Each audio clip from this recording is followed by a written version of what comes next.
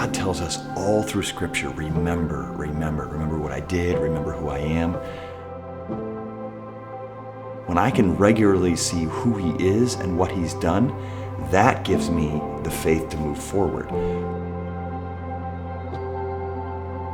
We have a family treasure box with all kinds of treasures in it. But we just regularly mark, sometimes it's just a little piece of paper, and we say, hey, what have you seen God do in the last week or the last month? From Dr. Zerby, he's one of the first guys to disciple me. Dear Wes and Karen, I hope this helps you a little with your debt. I've always appreciated your dedication and love for the Lord. And He gave us some money to help us pay off some debt from medical. With just cute, fluffy. That's what you're thankful for? Self. You know, we get a little taste for how He can supply, and then we're hungry for how He can supply again. People look at our lives and they go, man, the Lord just provides, and the Lord does this incredible stuff. And I say, we are not special.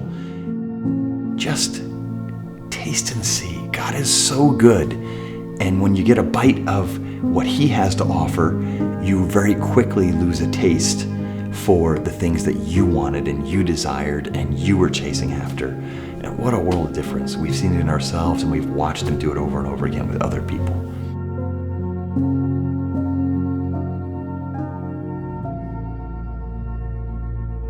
You know, you see these phrases in Scripture of a friend of God, or David was a man after his own heart, and Jacob wrestled with God. And I've said for a long time, I'm the guy who's intimate with a God who makes a young man old. When I was 23, they found this abnormality in my kidneys, and it turned out I needed a kidney transplant. So in 2010, my brother Steve gave me a perfect matched kidney. It functioned great, and it died 6 days later. So I went on dialysis for over a year. And then in 2011, I got a cadaver kidney. And then I'm on anti-rejection medicine. One of the things that they tell you is the anti-rejection medicine can cause cancer. This past August, we found out that my kidney medicines have caused esophageal cancer.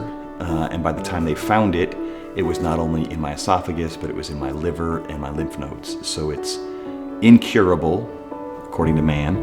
And they started me on chemo treatments right away. The first 4 months have not yielded what we want. It's not stopping the cancer. So this January we started a new round, and we're having complications with that.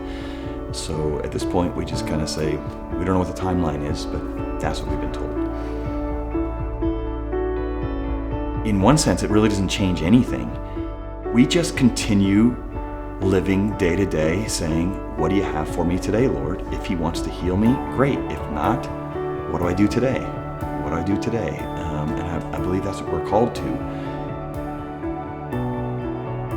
My hope and dream would be that my family and those that I've had the privilege of working with would continue that on, and that they would make disciples that make disciples that make disciples.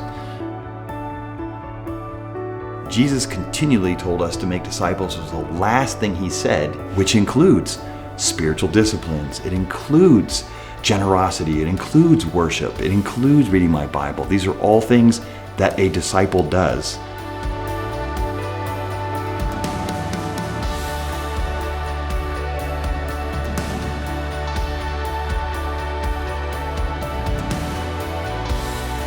The Lord took my health, and it's built an intimacy with the Lord that I wouldn't change for the world. I really wouldn't.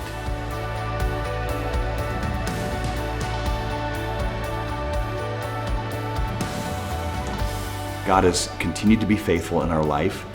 He's got a better plan that I could ever come up with, whether I'm on the planet with my family or not.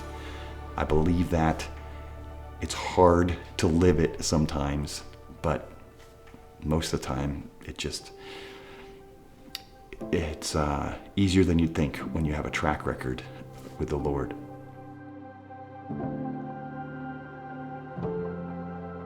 It is powerful, powerful, powerful just to regularly look back and somehow make a mark.